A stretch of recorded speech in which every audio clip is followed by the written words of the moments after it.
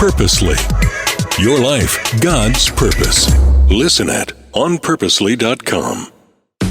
My mom and dad would wake me up in the middle of the night, and they would take my two brothers and me out to the car. They'd put us in the back seat, and we'd pull out of our driveway, the moon shining through the car windows. My mom and dad would chat quietly in the front seat while my brothers and I would try to sleep in the back. We had a long drive ahead of us, but I knew it would be worth it.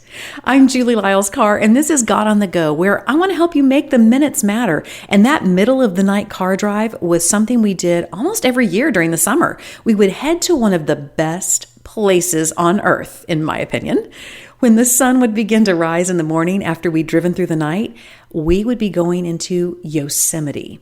Yosemite is this amazing place in California where I grew up. It's got tall mountains and a beautiful river that goes through the valley. People go there to hike and camp and have all kinds of awesome adventures.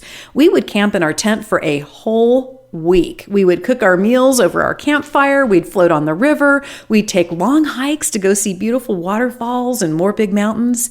Every summer that we got to go, it was an adventure. There's a word in that word adventure that you might hear a lot in the next few weeks if you're listening to this episode in the fall. That word is Advent. And if you listen to the word adventure, you can hear the word Advent in there. Do you hear it?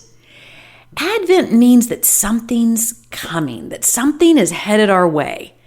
Now, for a long time, the only time I heard the word Advent was when we would get an Advent calendar at Christmas. Do you know what I'm talking about? An Advent calendar?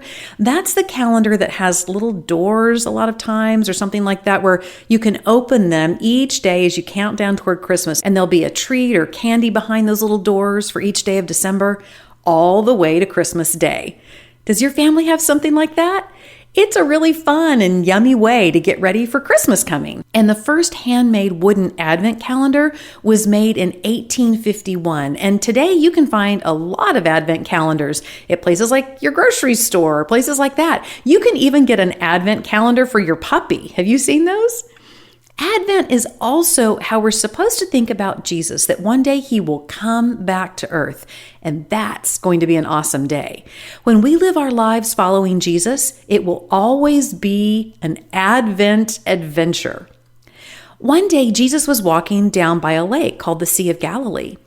He saw two guys there who were getting ready to go fishing. Now, this was the kind of fishing where you go out in a boat with a big net, not fishing poles or rod and reels.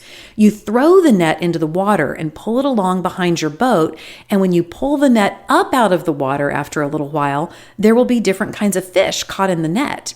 That was how these two men made their living. They were fishermen, and they were also brothers. And Jesus sees these two men getting their nets ready to go fishing and says to them, "Come follow me, and I will send you out to fish for people." Now, that doesn't mean that they were going to go with nets and try to catch people. It meant that they were going to go and spread the good news about Jesus. They were going to spread hope and love to people.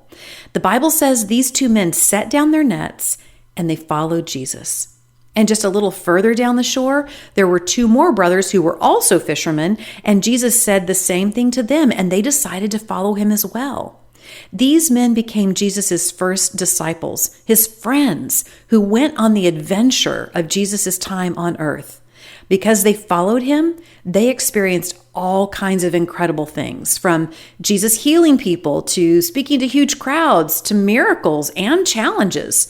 For them, following Jesus wasn't always easy, but it was never boring. It was always an adventure. 1 Corinthians 1:8 says, God himself is right alongside to keep you steady and on track until things are all wrapped up by Jesus, God who got you started in this spiritual adventure. God is a God of adventure. When we follow God, we should be ready for all kinds of adventures.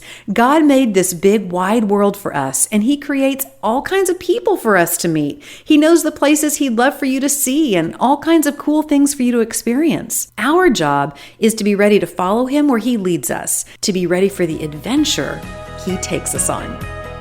Be sure and text the word GO, that's G-O, to 89419 for fun facts, a memory verse, discussion questions you can use, and more as we talk for the next few episodes about getting ready as part of the Advent season. I'll see you next time on God on the Go when we'll talk about Get Ready to Go.